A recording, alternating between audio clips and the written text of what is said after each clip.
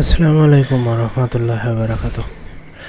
তো কথা বলবো হলো সিলেক্টর নিয়ে। হ্যাঁ, সিলেক্টর চার ধরনের লেখা হয়, মানে সিলেক্টরটা চার ধরনের: tag selector, class selector, ID selector, universal selector. আসলে যদি বলতে মানে বলা হয় যে এই সিলেক্টরগুলো আবার এই ট্যাগ, ক্লাস, আইডি, ইউনিভার্সাল এগুলো কি, আসলে মূলত এগুলো হলো মানে একটা করে মানে সিলেক্টর মানে এগুলোকে কল করেই আমরা হলো সিএসএস প্রপার্টি ব্যবহার করতে পারি। তো এখানে দেখতে পাচ্ছেন আমি index.html একটি ফাইল ক্রিয়েট করে রাখছি এবং পূর্বে আমরা আলোচনা করছিলাম এই হ্যালো ওয়ার্ল্ড সম্পর্কে। তো আজকে আমি হলো এই আমরা সিলেক্টর সম্পর্কে জানবো। সিলেক্টর আমি বলছিলাম চার প্রকার, তো আমি এই চার প্রকার সিলেক্টর সম্পর্কে জানবো। তো আমি আমার এই index.html ফাইলটাকে ওপেন উইথ নোটপ্যাডে অন করলাম। হ্যাঁ, অন করার পর আমি দেখুন এখানে আমি গত ক্লাসে আলোচনা করেছিলাম, তো আমি এগুলো রিমুভ করে দিচ্ছি। তো আমি এখানে একটি HTML ট্যাগ এবং তার ভিতর কিছু টেক্সট লিখে রেখেছি। এখন আমি বলেছিলাম যে আমরা সিলেক্টর সম্পর্কে জানবো। হ্যাঁ, তো প্রথমে আমি এখানে দিয়েছিলাম কি ট্যাগ সিলেক্টর। তো ট্যাগ বলতে কি, আমরা যখন HTML শিখতেছিলাম তখন আমরা ট্যাগ লিখেছিলাম h1।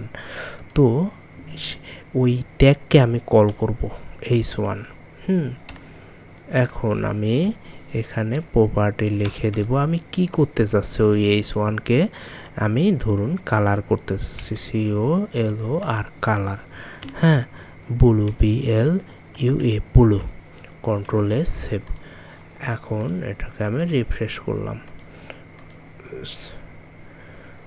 দেখতে পাচ্ছেন যে কালার ব্লু হয়ে গেছে। এখন আমি ধরুন এই তারপরেরটা হলো ক্লাস সিলেক্টর। এখন আমি বলি এই ক্লাস সিলেক্টর আমি যদি এখানে লিখে দেই যে CLASS ক্লাস, হ্যাঁ, ক্লাস ইজ ইকুয়াল টু, হ্যাঁ, যে এখানে যে কোনো একটা নাম লিখলাম, ধরুন কথা আমি লিখলাম FIRST ফার্স্ট। হ্যাঁ, এখন আমি এটাকে h1কে রিমুভ করে দিলাম। হ্যাঁ, h1 রিমুভ মানে ট্যাগ সিলেক্টর শেষ। আমরা শিখতেছি এখন ক্লাস সিলেক্টর। এখন এই যে আমি দেখুন এই h1 ট্যাগের অ্যাট্রিবিউট একটা লিখে ফেলেছি ক্লাস। এখন আমি এই ক্লাসকে কল করেই কিন্তু আমি এখানে ওই h1কে টার্গেট করতে পারবো। তো ধরুন আমি এখানে লিখলাম যে ডট FIRST ফার্স্ট। হ্যাঁ, আমি এখন এর প্রপার্টি আমি কি করতে যাচ্ছি সেটা লিখি, BACKGROUND background -COLOR colour YELLOWELLO। Control এ সেভ। এখানে আমি রিফ্রেশ করলাম। তো দেখুন যে এখানে আমি যখন রিফ্রেশ করছি তখন কিন্তু ব্যাকগ্রাউন্ড কালার এসে গেছে। এখন আমি বলি যে এটা কিভাবে হলো, এখানে দেখুন ডট, স্টাইল ট্যাগের ভেতর ডট এবং ডট চিহ্নটাই হলো ক্লাস, ক্লাস বোঝায় যে ডট চিহ্নটাই হলো ক্লাস। হ্যাঁ, তো এখানে আমি ফার্স্ট লিখছি, ক্লাসের নাম লিখছি ফার্স্ট। তো এখানে ডট দিয়ে ফার্স্ট লিখে ব্যাকগ্রাউন্ড কালার দিছি ইয়েলো। তো এটা হলো ক্লাস সিলেক্টর। তো আমরা শিখতে পারলাম হলো ট্যাগ সিলেক্টর, ক্লাস সিলেক্টর। এখন আমরা জানবো হলো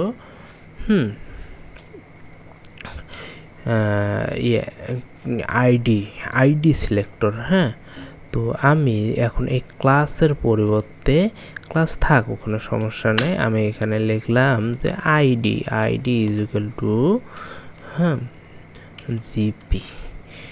হ্যাঁ, এখন আইডি আমি জিপি দিছি। এখন ওই আইডিকে আমি কল করে ওই h1 ট্যাগকে টার্গেট করতে পারবো। মানে h1 এর ভেতর যত এলিমেন্ট, ওই এলিমেন্টের ভেতর যত টেক্সট আছে সব কিছুকে আমি টার্গেট করতে পারবো। তো আমি এখন আইডিকে সিলেক্ট করব। আইডি সিলেক্ট করতে গেলে হ্যাশ লিখতে হয়। হ্যাঁ, ওই হ্যাশ চিহ্নটা দিবেন, দেওয়ার পর জিপি লিখবেন। লেখার পর এখানে যদি আমি সেকেন্ড ব্র্যাকেট দেই, এখানে যদি লিখি যে ব্যাকগ্রাউন্ড না টেক্সট অ্যালাইন কি করতে যাচ্ছে, আমি ধরুন ওই টেক্সটটাকে সেন্টারে নিতে চাচ্ছি।